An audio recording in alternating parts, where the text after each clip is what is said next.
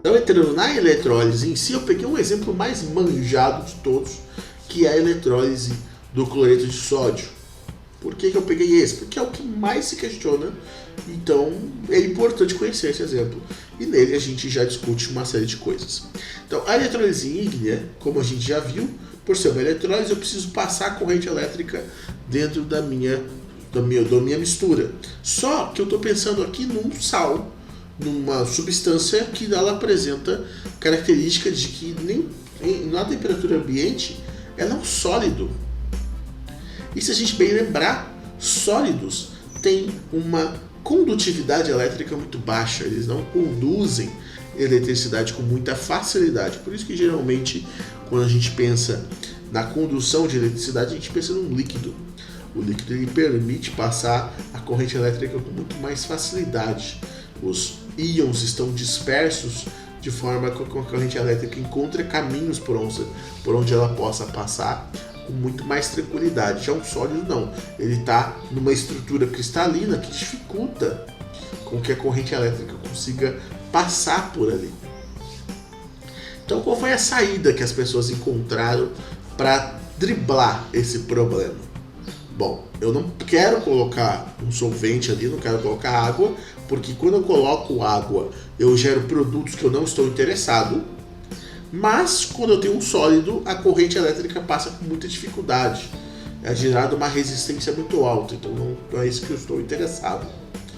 Então o que eu faço? Primeira etapa de qualquer eletrólise ígnea é a fusão do meu material. Então no caso aqui o cloreto de sódio, o sal de cozinha, ele funde a temperaturas bastante altas.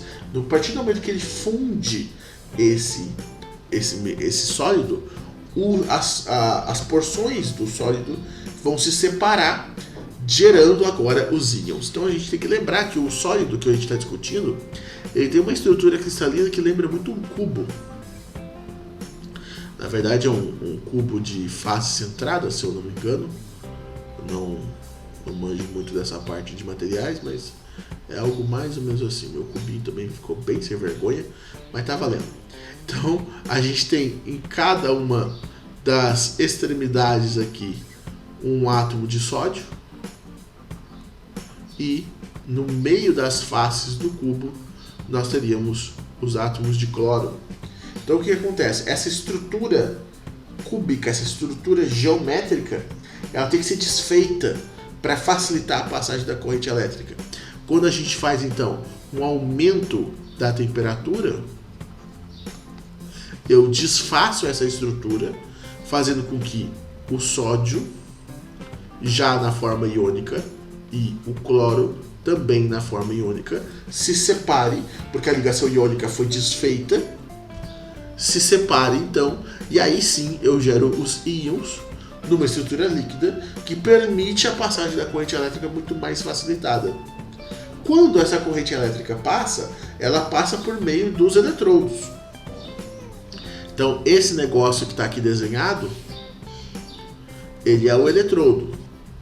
Esse eletrodo geralmente é feito de um material que ou ele suporta a alta temperatura, ou caso ele não suporte a alta temperatura, ele não influencia na reação que está acontecendo ali. Então, por exemplo, pode ser usado o eletrodo de grafite, devido a altíssima temperatura, o grafite não vai suportar, ele vai acabar entrando em combustão, mas ele não pode reagir com o que está acontecendo ali. Ele só vai entrar em combustão e sai do barco. Então ele só está lá para poder descarregar a corrente elétrica, assim como receber o excedente. Essa é a função desses eletrodos, nada mais do que isso.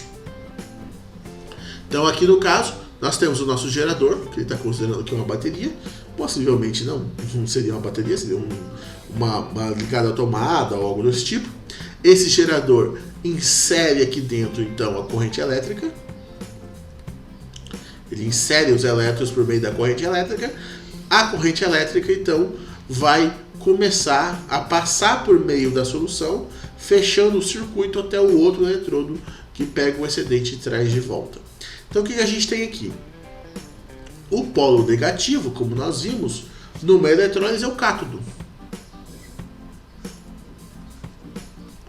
Se é o cátodo, aqui vai estar ocorrendo reações de redução.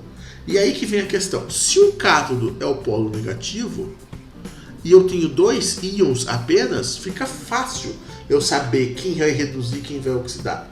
Porque se o cátodo é o cara negativo, ele vai atrair quem é positivo. Então quem vai ser reduzido é o sódio.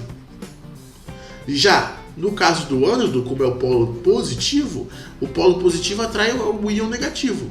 Então eu sei que quem vai sofrer oxidação é o cloro. Essa é uma das vantagens da eletrólise ígnea, porque eu não tenho a preocupação de tentar descobrir quem vai sofrer redução e quem vai sofrer oxidação, que é o que acontece lá na eletrólise aquosa. Na aquosa não, na aquosa eu tenho que quebrar a cabeça para descobrir qual deles que vai oxidar e qual deles vai reduzir. Aqui a gente não tem esse problema. Aqui é mais diretão.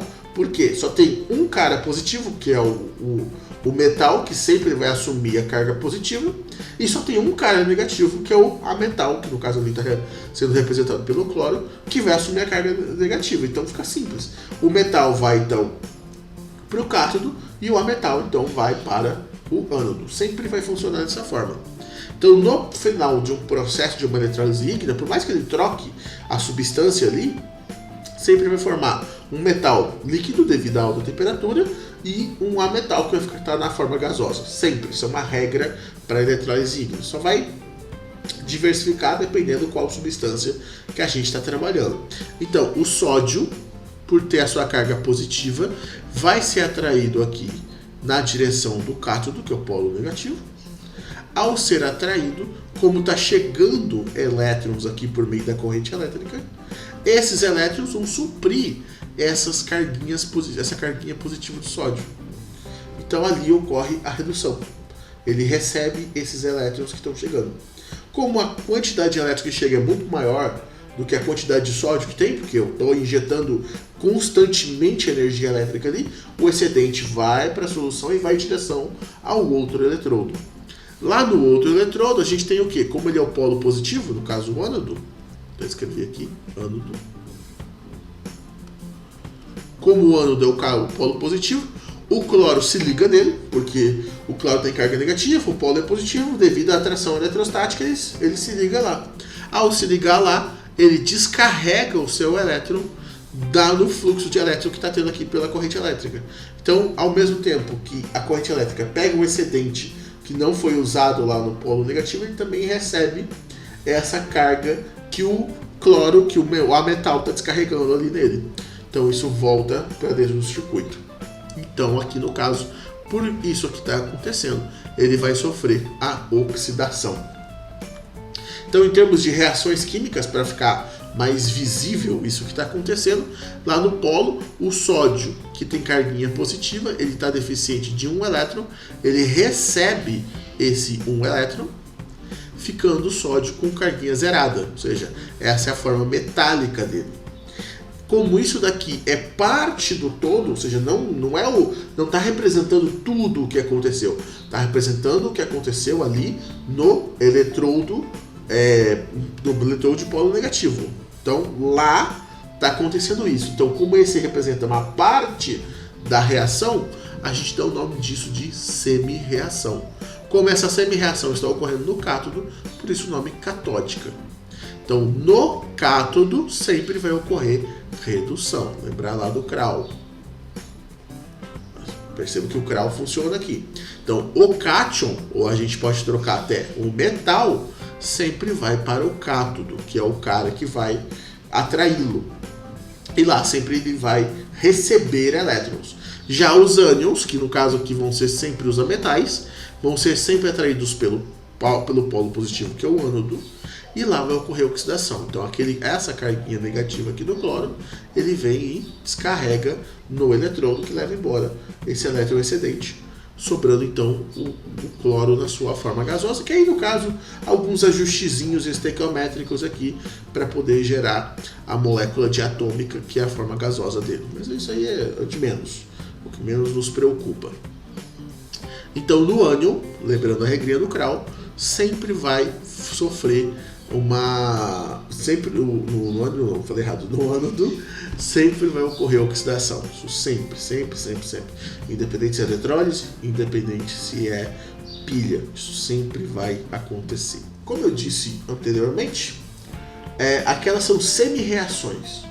O que significa isso? São reações que representam partes do todo. Então, lá no ânodo tinha a sua semi-reação, no cátodo tinha a sua semi-reação. Agora a gente precisa mostrar o que acontece do processo como um todo. Então, no processo como um todo, a gente tem a junção dessas duas semi-reações que gera uma equação global. Então, a equação global seria essa daqui, no qual está mostrando tudo o que acontece. Após a fusão, eu formo o sódio positivo, o cloro negativo, que após todo o processo de eletrólise, forma-se então o sódio metálico e o cloro gasoso. E, mais uma vez, para provar que a eletrólise é uma coisa não espontânea, foi feito aqui o cálculozinho da DDP, e a DDP deu negativo. Então aqui a gente, só para relembrar, que na pilha a gente vai fortalecer essa ideia. Se o ΔE for positivo, espontâneo. Se for negativo, não espontâneo. Então esse daqui é para pilha e esse aqui é para eletrólise. O que acaba aparecendo aqui, ó, o ΔE negativo, indicando que realmente não rola, não é um processo espontâneo sob hipótese alguma.